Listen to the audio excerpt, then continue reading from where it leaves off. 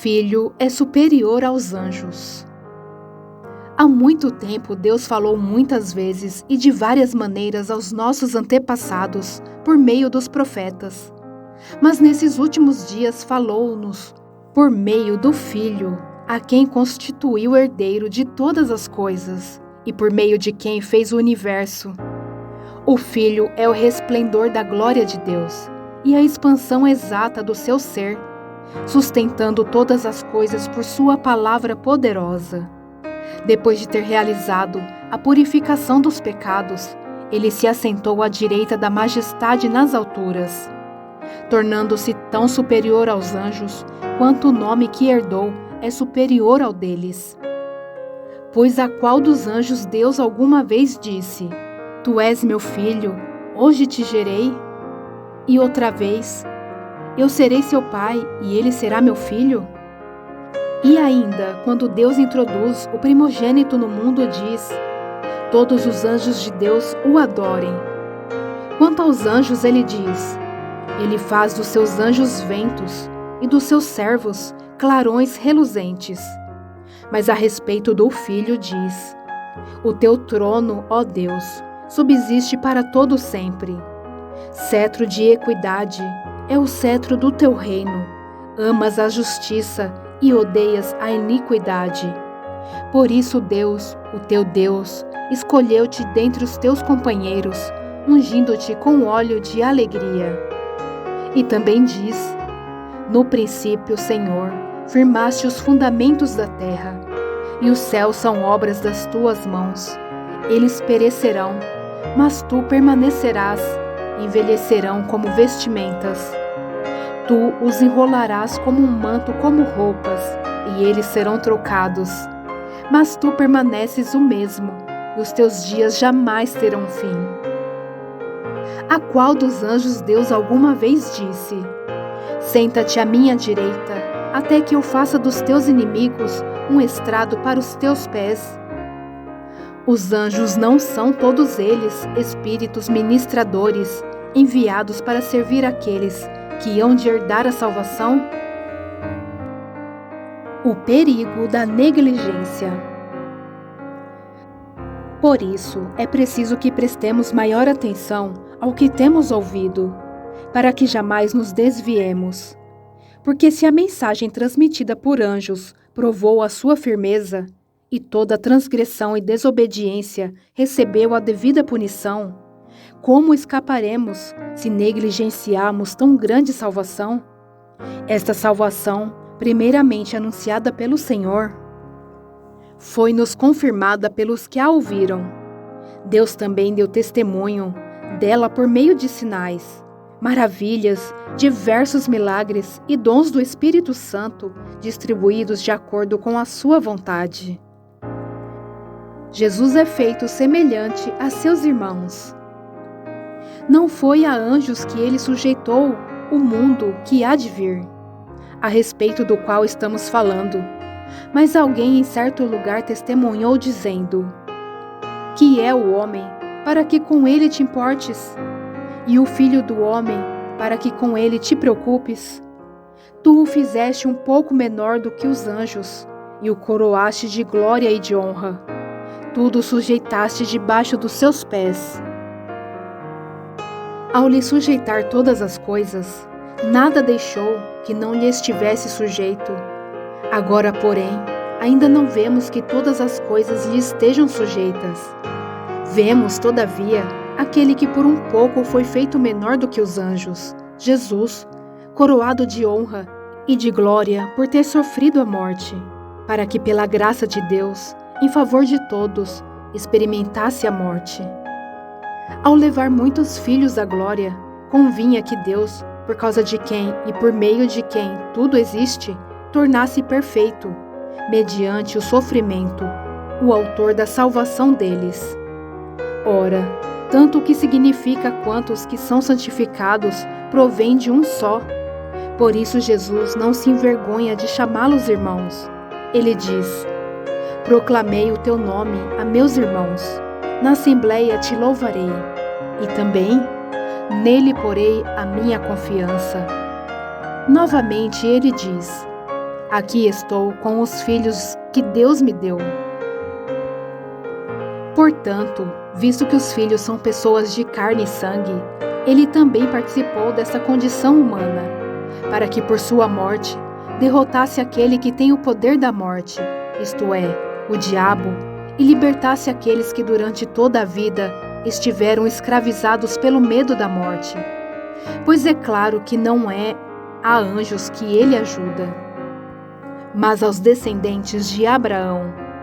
Por essa razão era necessário que ele se tornasse semelhante a seus irmãos, em todos os aspectos, para se tornar sumo sacerdote, misericordioso e fiel com relação a Deus, e fazer propiciação pelos pecados do povo.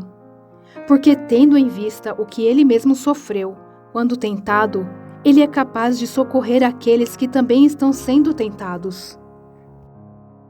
Jesus é superior a Moisés. Portanto, santos irmãos, participantes do chamado celestial, fixem os seus pensamentos em Jesus, apóstolo e sumo sacerdote que confessamos. Ele foi fiel àquele que o havia constituído, assim como Moisés foi fiel em toda a casa de Deus. Jesus foi considerado digno de maior glória do que Moisés, da mesma forma que o construtor de uma casa tem mais honra do que a própria casa. Pois toda casa é construída por alguém, mas Deus é o edificador de tudo. Moisés foi fiel como servo em toda a casa de Deus, dando testemunho do que haveria de ser dito no futuro. Mas Cristo é fiel como filho sobre a casa de Deus, e esta casa somos nós, se é que nos apegamos firmemente à confiança e à esperança da qual nos gloriamos. Advertência contra a incredulidade. Assim como diz o Espírito Santo: hoje, se vocês ouvirem a sua voz, não endureçam o coração, como na rebelião, durante o tempo da provação no deserto, onde os seus antepassados me tentaram, pondo-me à prova, apesar de durante 40 anos terem visto o que eu fiz.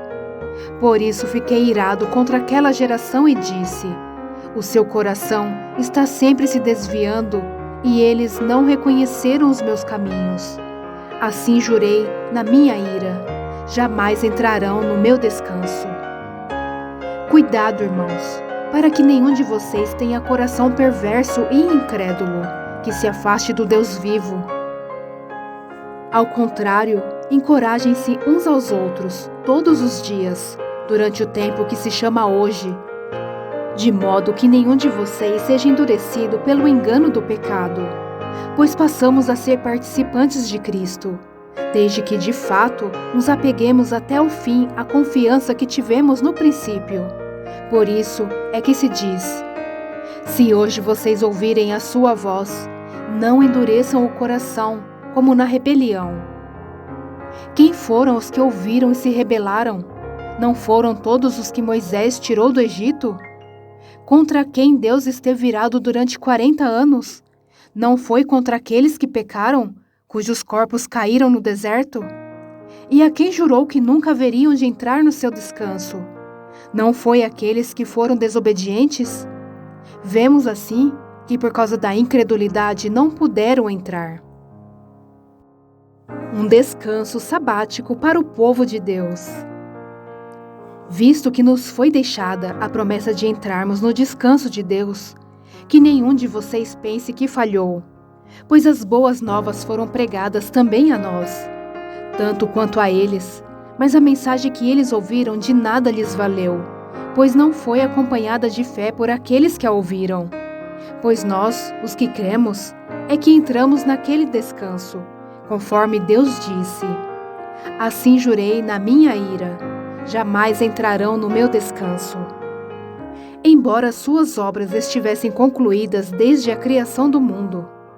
Pois em certo lugar ele falou sobre o sétimo dia, nestas palavras: no sétimo dia, Deus descansou de toda a obra que realizara.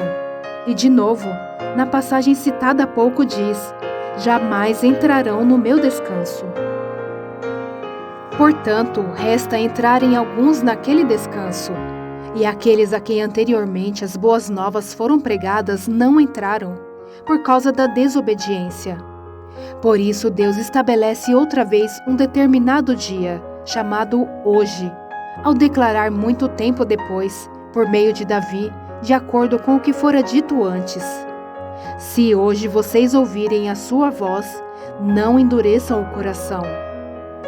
Porque se Josué lhes tivesse dado descanso, Deus não teria falado posteriormente a respeito de outro dia.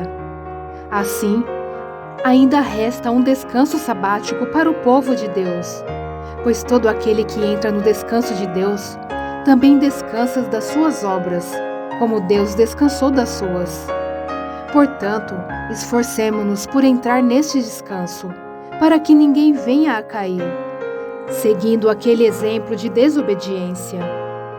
Pois a palavra de Deus é viva e eficaz, e mais afiada que qualquer espada de 2 gumes. Ela penetra até o ponto de dividir alma e espírito, juntas e medulas, e julga os pensamentos e intenções do coração. Nada em toda a criação está oculto aos olhos de Deus. Tudo está descoberto e exposto diante dos olhos daquele a quem havemos de prestar contas. Jesus, o grande sumo sacerdote. Portanto, visto que temos um grande sumo sacerdote que adentrou os céus, Jesus, o Filho de Deus, apeguemo-nos com toda a firmeza à fé que professamos, pois não temos um sumo sacerdote que não possa compadecer-se das nossas fraquezas, mas sim alguém que, como nós, passou por todo tipo de tentação, porém sem pecado. Assim, aproximemo-nos do trono da graça com toda a confiança, a fim de recebermos misericórdia e encontrarmos graça que nos ajude no momento da necessidade.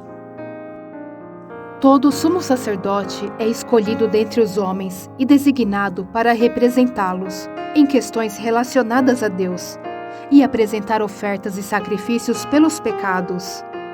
Ele é capaz de se compadecer dos que não têm conhecimento e se desviam, visto que ele próprio está sujeito à fraqueza. Por isso ele precisa oferecer sacrifícios por seus próprios pecados, bem como pelos pecados do povo. Ninguém toma esta honra para si mesmo, mas deve ser chamado por Deus, como de fato o foi Arão. Da mesma forma, Cristo não tomou para si a glória de se tornar sumo sacerdote, mas Deus lhe disse: Tu és meu filho, e hoje te gerei. E diz noutro lugar: Tu és sacerdote para sempre, segundo a ordem de Melquisedeque.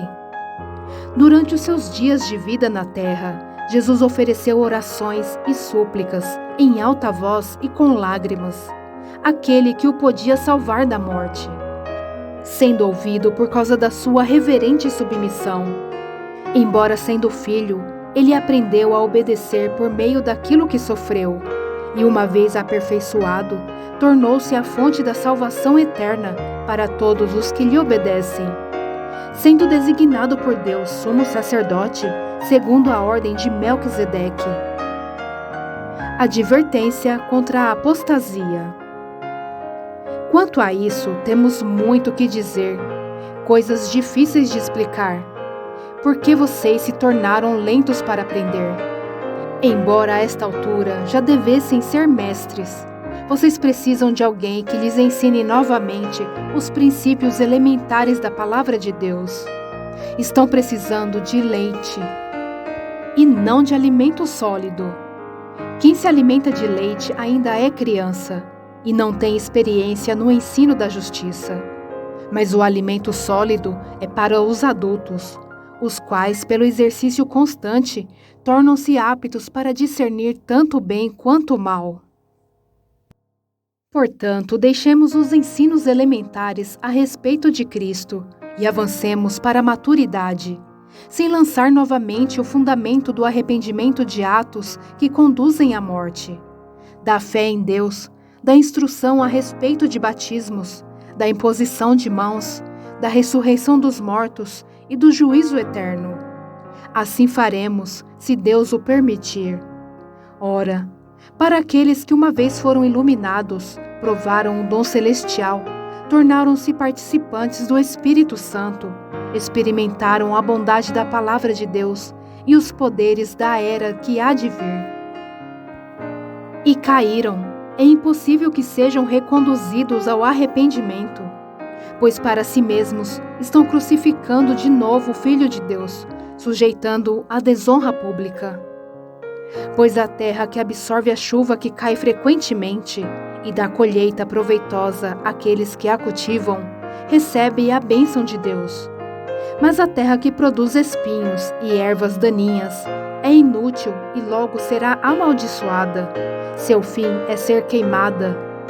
Amados, mesmo falando dessa forma, estamos convictos de coisas melhores em relação a vocês, coisas próprias da salvação.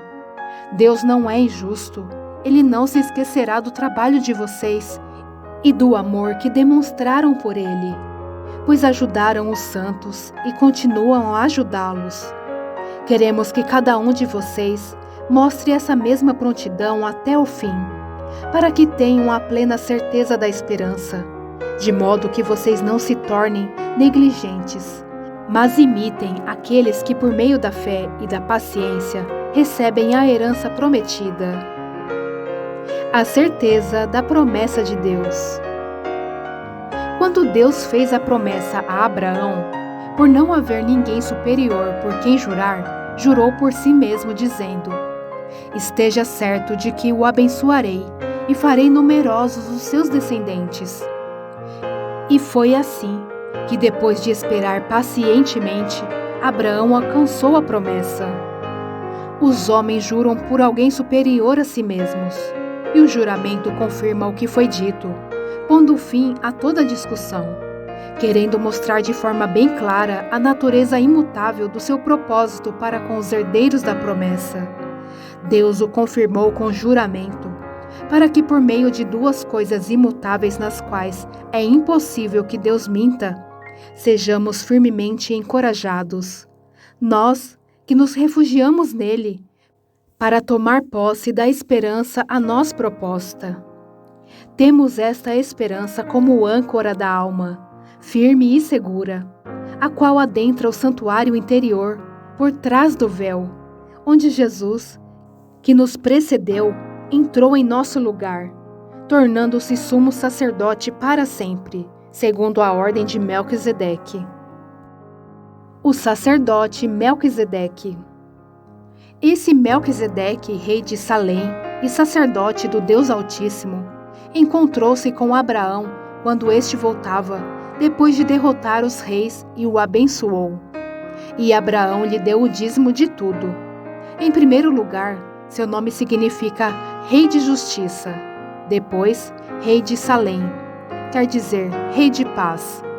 Sem pai, sem mãe, sem genealogia, sem princípio de dias nem fim de vida, feito semelhante ao Filho de Deus, ele permanece sacerdote para sempre. Considerem a grandeza deste homem. Até mesmo o patriarca Abraão lhe deu o dízimo dos despojos. A lei requer dos sacerdotes dentre os descendentes de Levi que recebam o dízimo do povo, isto é, dos seus irmãos, embora estes sejam descendentes de Abraão. Este homem, porém, que não pertencia à linhagem de Levi, recebeu os dízimos de Abraão e abençoou aquele que tinha as promessas.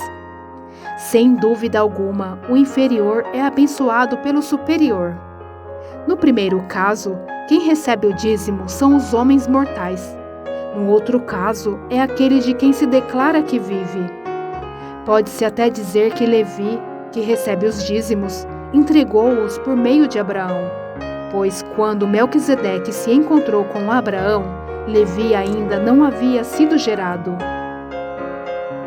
Jesus é semelhante a Melquisedeque.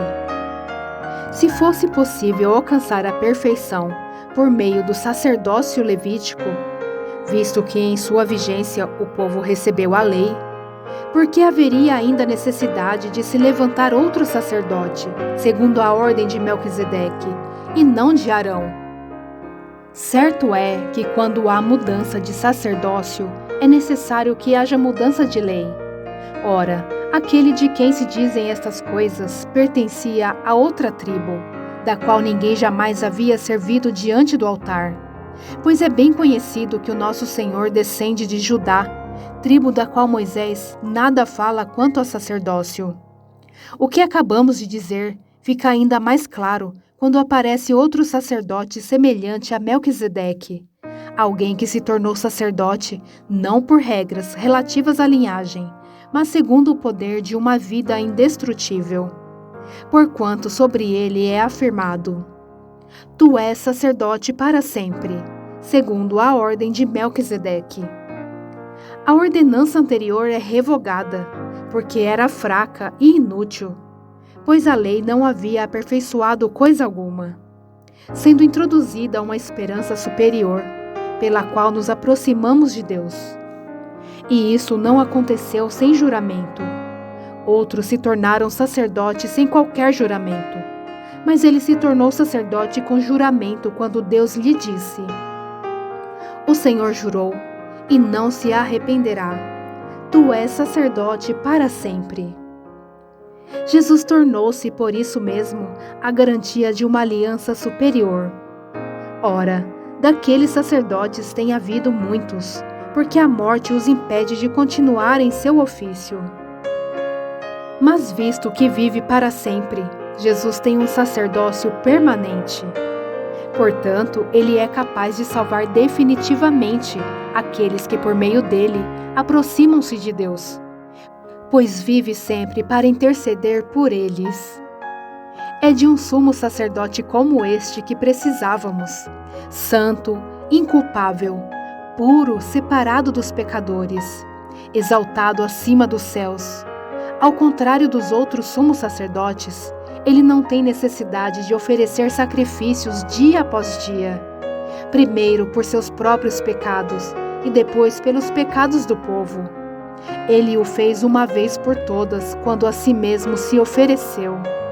Pois a lei constitui sumos sacerdotes a homens que têm fraquezas, mas o juramento, que veio depois da lei, constituiu o Filho perfeito para sempre. O sumo sacerdote de uma nova aliança. O mais importante do que estamos tratando é que temos um sumo sacerdote como esse, a qual se assentou à direita do trono da majestade nos céus, e serve no santuário, no verdadeiro tabernáculo que o Senhor erigiu, e não o homem. Todo sumo sacerdote é constituído para apresentar ofertas e sacrifícios, e por isso era necessário que também este tivesse algo a oferecer. Se ele estivesse na terra, nem seria sumo sacerdote, visto que já existem aqueles que apresentam as ofertas prescritas na lei. Eles servem num santuário que é cópia e sombra daquele que está nos céus, já que Moisés foi avisado quando estava para construir o tabernáculo.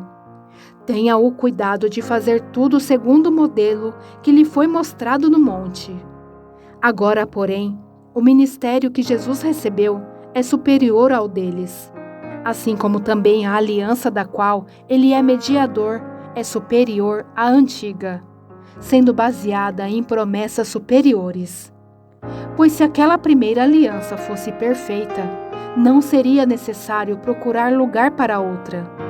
Deus, porém, achou o povo em falta e disse: Estão chegando os dias, declara o Senhor, quando farei uma nova aliança com a comunidade de Israel e com a comunidade de Judá. Não será como a aliança que fiz com seus antepassados, quando os tomei pela mão para tirá-los do Egito. Visto que eles não permaneceram fiéis à minha aliança, eu me afastei deles, diz o Senhor. Esta é a aliança que farei com a comunidade de Israel. Depois daqueles dias, declara o Senhor, porei minhas leis em sua mente e as escreverei em seu coração.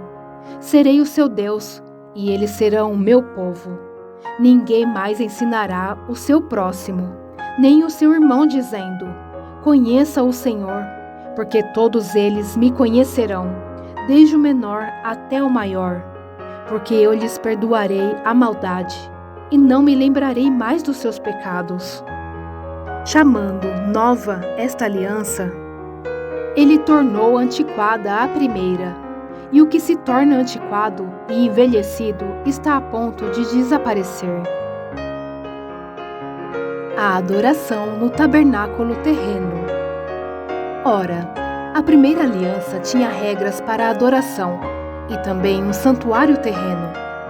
Foi levantado um tabernáculo na parte da frente, chamada Lugar Santo. Estava um candelabro, a mesa e os pães da presença. Por trás do segundo véu havia a parte chamada Lugar Santíssimo, onde se encontravam o altar de ouro para o incenso e a arca da aliança, totalmente revestida de ouro. Nesta arca estavam o vaso de ouro contendo o maná, a vara de Arão, que floresceu, e as tábuas da aliança. Acima da arca estavam os querubins da glória, que com sua sombra cobriam a tampa da arca. A respeito dessas coisas não cabe agora falar detalhadamente. Estando tudo assim preparado, os sacerdotes entravam regularmente no lugar santo do tabernáculo para exercer o seu ministério. No entanto, somente o sumo sacerdote entrava no lugar santíssimo, apenas uma vez por ano, e nunca sem apresentar o sangue do sacrifício, que ele oferecia por si mesmo e pelos pecados que o povo havia cometido por ignorância. Dessa forma, o Espírito Santo estava mostrando que ainda não havia sido manifestado o caminho para o lugar santíssimo enquanto permanecia o primeiro tabernáculo. Isso é uma ilustração para os nossos dias, indicando que as ofertas e os sacrifícios oferecidos não podiam dar ao adorador uma consciência perfeitamente limpa. Eram apenas prescrições que tratavam de comida e bebida e de várias cerimônias de purificação com água. Essas ordenanças exteriores foram impostas até o tempo da nova ordem. O sangue de Cristo. Quando Cristo veio como sumo sacerdote, dos benefícios agora presentes, ele adentrou o maior e mais perfeito tabernáculo, não feito pelo homem, isto é, não pertencente a esta criação, não por meio de sangue de bodes e novilhos, mas pelo seu próprio sangue. Ele entrou no lugar santíssimo de uma vez por todas e obteve eterna redenção. Ora, se o sangue de bodes e touros e as cinzas de uma novilha, espalhadas sobre os que estavam cerimonialmente impuros, os santificam, de forma que se tornam exteriormente puros, quanto mais o sangue de Cristo, que pelo Espírito Eterno se ofereceu de forma imaculada a Deus, purificará a nossa consciência de atos que levam à morte, para que sirvamos ao Deus vivo. Por essa razão, Cristo é o mediador de uma nova aliança, para que os que são chamados recebam a promessa da herança eterna, visto que ele morreu como resgate pelas transgressões cometidas sobre a primeira aliança. No caso de um testamento, é necessário que se comprove a morte daquele que o fez, pois um testamento só é validado no caso de morte, uma vez que nunca vigora enquanto está vivo quem o fez. Por isso, nem a primeira aliança foi sancionada sem sangue.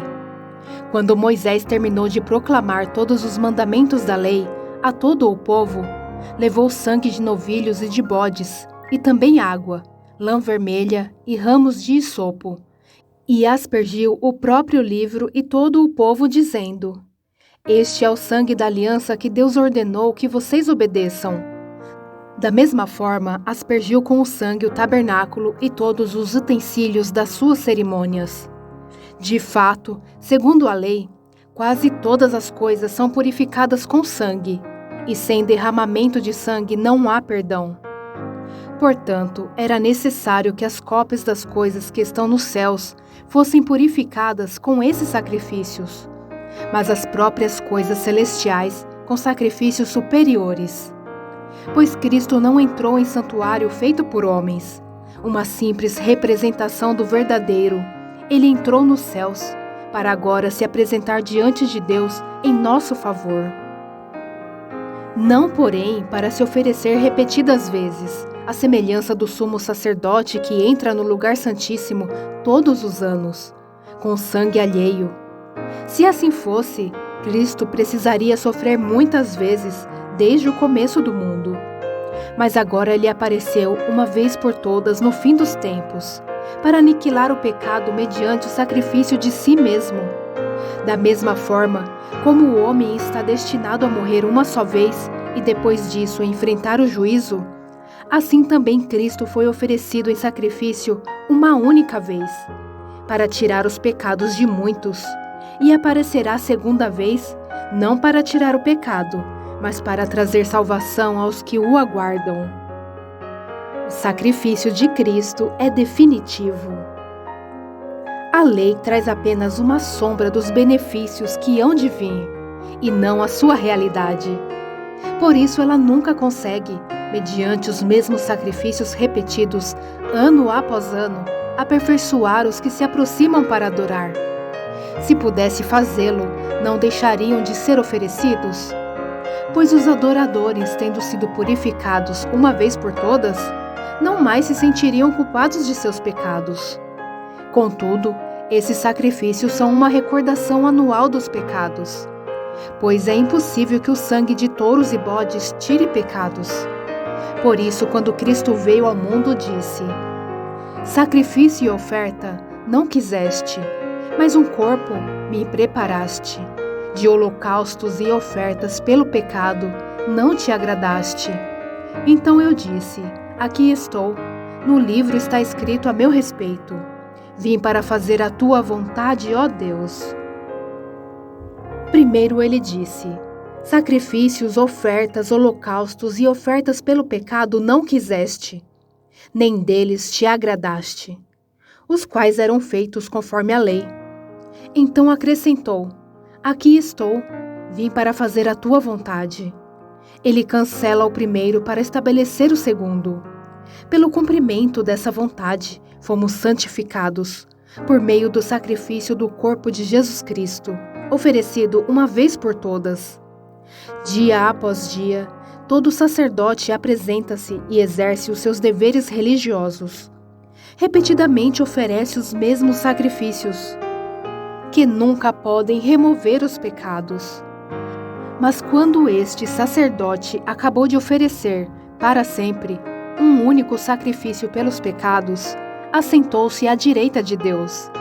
Daí em diante, ele está esperando até que os seus inimigos sejam colocados como estrado dos seus pés, porque por meio de um único sacrifício, ele aperfeiçoou para sempre os que estão sendo santificados.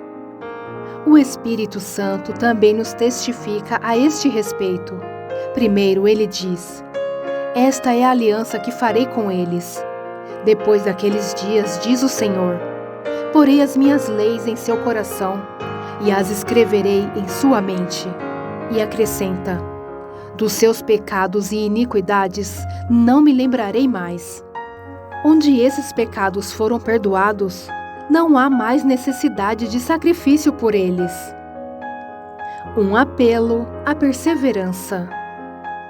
Portanto, irmãos, temos plena confiança para entrar no lugar santíssimo pelo sangue de Jesus, por um novo e vivo caminho que ele nos abriu por meio do véu, isto é, do seu corpo. Temos, pois, um grande sacerdote sobre a casa de Deus.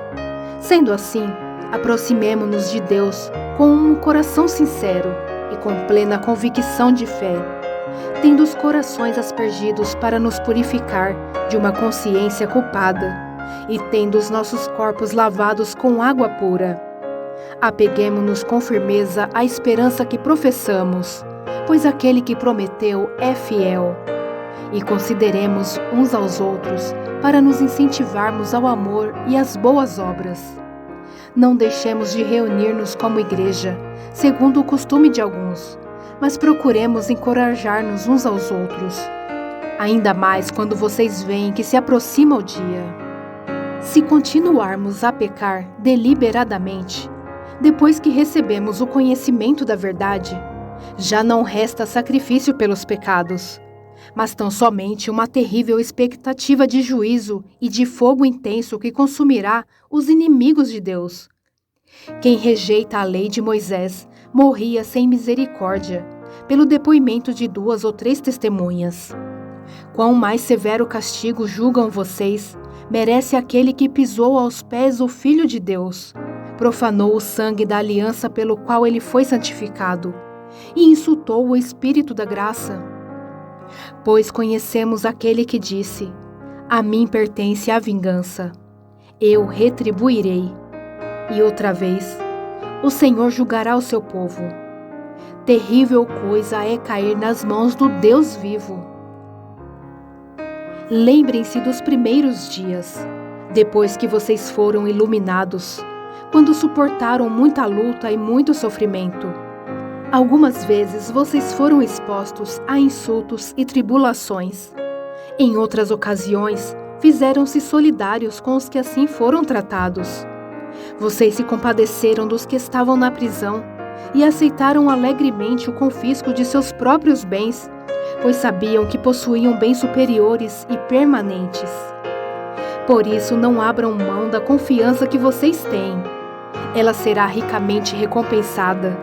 Vocês precisam perseverar, de modo que quando tiverem feito a vontade de Deus, recebam o que Ele prometeu, pois em breve, muito em breve, aquele que vem virá e não demorará, mas o meu justo viverá pela fé, e se retroceder, não me agradarei dele. Nós, porém, não somos dos que retrocedem e são destruídos, mas dos que creem e são salvos. Exemplos de fé. Ora, a fé é a certeza daquilo que esperamos e a prova das coisas que não vemos, pois foi por meio dela que os antigos receberam bom testemunho.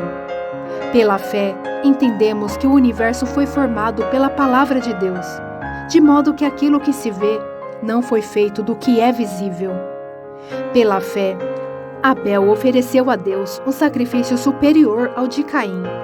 Pela fé, ele foi reconhecido como justo, quando Deus aprovou as suas ofertas. Embora esteja morto, por meio da fé, ainda fala. Pela fé, Enoque foi arrebatado, de modo que não experimentou a morte, e já não foi encontrado, porque Deus o havia arrebatado. Pois antes de ser arrebatado, recebeu testemunho de que tinha agradado a Deus. Sem fé, é impossível agradar a Deus, pois quem dele se aproxima precisa crer que ele existe e que recompensa aqueles que o buscam. Pela fé, Noé, quando avisado a respeito de coisas que ainda não se viam, movido por santo temor, construiu uma arca para salvar sua família. Por meio da fé, ele condenou o mundo e tornou-se herdeiro da justiça, que é segundo a fé. Pela fé, Abraão, quando chamado, obedeceu e dirigiu-se a um lugar que mais tarde receberia como herança, embora não soubesse para onde estava indo. Pela fé, peregrinou na terra prometida como se estivesse em terra estranha. Viveu em tendas, bem como Isaque e Jacó, co-herdeiros da mesma promessa. Pois ele esperava a cidade que tem alicerces, cujo arquiteto e edificador é Deus. Pela fé, Abraão e também a própria Sara, apesar de estéril e avançada em idade, recebeu poder para gerar um filho, porque considerou fiel aquele que lhe havia feito a promessa. Assim, daquele homem já sem vitalidade, originaram-se descendentes tão numerosos como as estrelas do céu e tão incontáveis como a areia da praia do mar. Todos estes vieram pela fé e morreram sem receber o que tinha sido prometido. Viram-no de longe e de longe o saudaram, reconhecendo que eram estrangeiros e peregrinos na terra. Os que assim falam mostram que estão buscando uma pátria. Se estivessem pensando naquela de onde saíram, teriam oportunidade de voltar. Em vez disso, esperavam eles uma pátria melhor, isto é, a pátria celestial. Por essa razão, Deus não se envergonha de ser chamado Deus deles, e lhes preparou uma cidade. Pela fé, Abraão, quando Deus o pôs à prova, ofereceu Isaque como sacrifício. Aquele que havia recebido as promessas estava a ponto de sacrificar o seu único filho, embora Deus lhe tivesse dito: por meio de Isaque, a sua descendência será considerada. Abraão levou em conta que Deus pode ressuscitar os mortos, e figuradamente recebeu Isaque de volta dentre os mortos. Pela fé, Isaque abençoou Jacó e Esaú com respeito ao futuro deles. Pela fé, Jacó, à beira da morte, abençoou cada um dos filhos de José e adorou a Deus, apoiado na extremidade do seu bordão. Pela fé, José, no fim da vida, fez menção do êxodo dos israelitas do Egito e deu instruções acerca dos seus próprios ossos. Pela fé, Moisés, recém-nascido, foi escondido durante 3 meses por seus pais, pois estes viram que ele não era uma criança comum e não temeram o decreto do rei. Pela fé, Moisés, já adulto, recusou ser chamado filho da filha de Faraó, preferindo ser maltratado com o povo de Deus a desfrutar os prazeres do pecado durante algum tempo. Por amor de Cristo, considerou sua desonra uma riqueza maior do que os tesouros do Egito, porque contemplava a sua recompensa. Pela fé saiu do Egito, não temendo a ira do rei, e perseverou, porque via aquele que é invisível. Pela fé, celebrou a Páscoa e fez a aspersão do sangue, para que o destruidor não tocasse nos filhos mais velhos dos israelitas. Pela fé, o povo atravessou o Mar Vermelho, como em terra seca, mas quando os egípcios tentaram fazê-lo, morreram afogados. Pela fé caíram os muros de Jericó, depois de serem rodeados durante 7 dias. Pela fé, a prostituta Raabe, por ter acolhido os espiões, não foi morta com os que haviam sido desobedientes. Que mais direi? Não tenho tempo para falar de Gideão, Baraque, Sansão, Jefté, Davi, Samuel e os profetas, os quais pela fé conquistaram reinos, praticaram a justiça, alcançaram o cumprimento de promessas, fecharam a boca de leões, apagaram o poder do fogo e escaparam do fio da espada, da fraqueza tiraram força, tornaram-se poderosos na batalha e puseram em fuga exércitos estrangeiros. Houve mulheres que pela ressurreição tiveram de volta os seus mortos. Uns foram torturados e recusaram ser libertados, para poderem alcançar uma ressurreição superior. Outros enfrentaram zombaria e açoites. Outros ainda foram acorrentados e colocados na prisão, apedrejados, cerrados ao meio, postos à prova, mortos ao fio da espada. Andaram errantes, vestidos de pele de ovelhas e de cabras, necessitados, afligidos e maltratados. O mundo não era digno deles. Vagaram pelos desertos e montes, pelas cavernas e grutas. Todos estes receberam bom testemunho por meio da fé. No entanto, nenhum deles recebeu o que havia sido prometido. Deus havia planejado algo melhor para nós, para que conosco fossem eles aperfeiçoados. Deus disciplina os seus filhos. Portanto, também nós, uma vez que estamos rodeados por tão grande nuvem de testemunhas, livremo-nos de tudo que nos atrapalha e do pecado que nos envolve, e corramos com perseverança a corrida que nos é proposta, tendo os olhos fitos em Jesus, autor e consumador da nossa fé. Ele, pela alegria que lhe fora proposta, suportou a cruz, desprezando a vergonha, e assentou-se à direita do trono de Deus. Pensem bem naquele que suportou tal oposição dos pecadores contra si mesmo, para que vocês não se cansem nem desanimem. Na luta contra o pecado, vocês ainda não resistiram até o ponto de derramar o próprio sangue. Vocês se esqueceram da palavra de ânimo que ele lhes dirige como a filhos. Meu filho, não despreze a disciplina do Senhor, nem se magoe com a sua repreensão, pois o Senhor disciplina a quem ama e castiga todo aquele a quem aceita como filho. Suportem as dificuldades, recebendo-as como disciplina. Deus os trata como filhos. Ora, qual filho que não é disciplinado por seu pai? Se vocês não são disciplinados, e a disciplina é para todos os filhos, então vocês não são filhos legítimos, mas sim ilegítimos. Além disso, tínhamos pais humanos que nos disciplinavam, e nós os respeitávamos. Quanto mais devemos submeter-nos ao Pai dos Espíritos, para assim vivermos.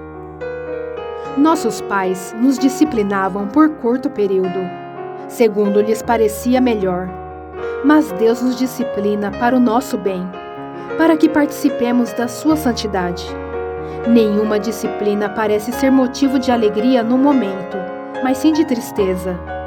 Mais tarde, porém, produz fruto de justiça e paz para aqueles que por ela foram exercitados. Portanto, fortaleçam as mãos enfraquecidas e os joelhos vacilantes. Façam caminhos retos para os seus pés, para que o manco não se desvie, antes seja curado.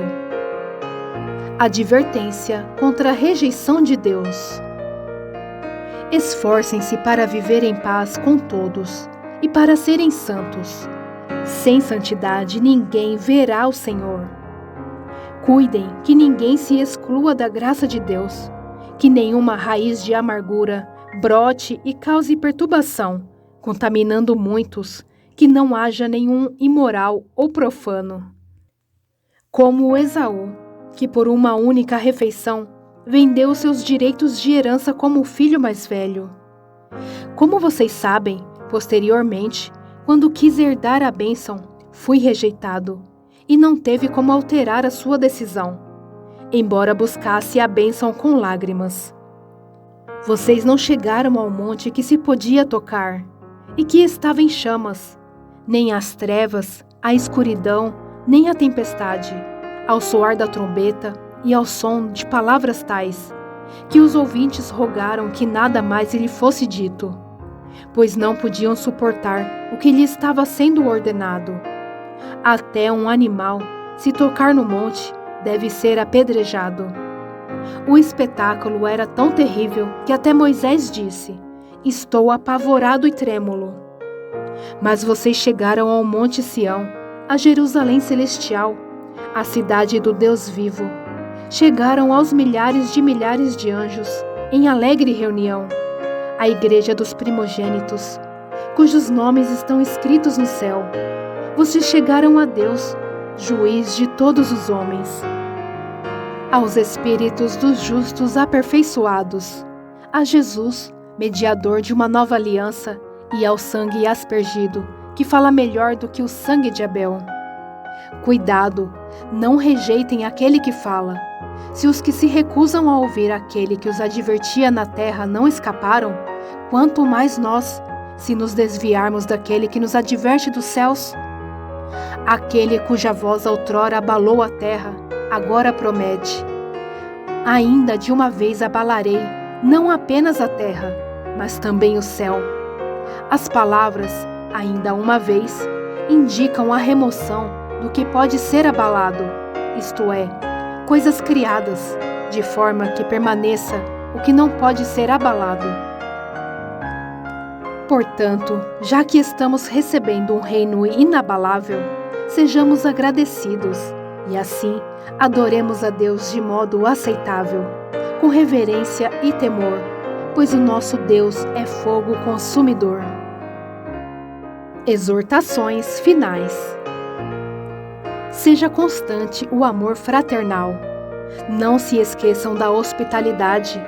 Foi praticando-a que, sem o saber, alguns acolheram anjos. Lembrem-se dos que estão na prisão, como se aprisionado com eles. Dos que estão sendo maltratados, como se vocês mesmos estivessem sendo maltratados. O casamento deve ser honrado por todos. O leito conjugal, conservado puro, pois Deus julgará os imorais e os adúlteros. Conservem-se livres do amor ao dinheiro e contentem-se com o que vocês têm, porque Deus mesmo disse: nunca o deixarei, nunca o abandonarei. Podemos, pois, dizer com confiança: o Senhor é meu ajudador, não temerei. O que me podem fazer os homens? Lembrem-se dos seus líderes, que lhes falaram a palavra de Deus.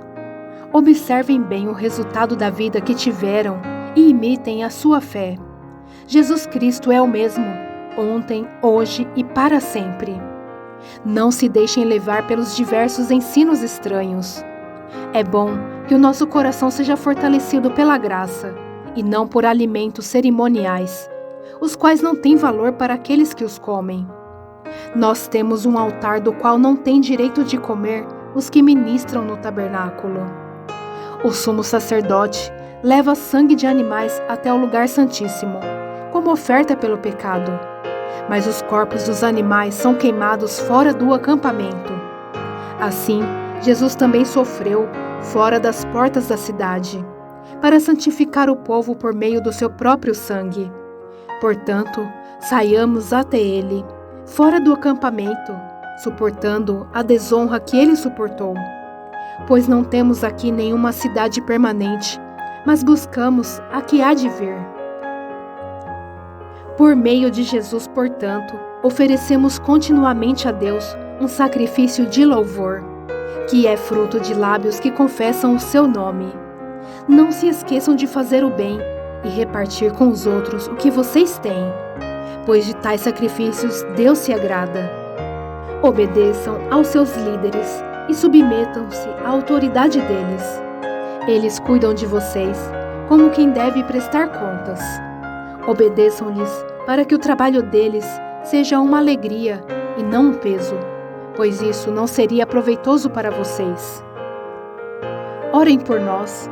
Estamos certos de que temos consciência limpa e desejamos viver de maneira honrosa em tudo. Particularmente, recomendo-lhes que orem para que eu lhes seja restituído em breve. O Deus da paz, que pelo sangue da aliança eterna trouxe de volta dentre os mortos o nosso Senhor Jesus, o grande pastor das ovelhas, os aperfeiçoe em todo o bem, para fazerem a vontade dele, e opere em nós o que lhe é agradável, mediante Jesus Cristo, a quem seja a glória para todo o sempre. Amém. Irmãos, peço-lhes que suportem a minha palavra de exortação. Na verdade, o que lhes escrevi é pouco. Quero que saibam que o nosso irmão Timóteo foi posto em liberdade.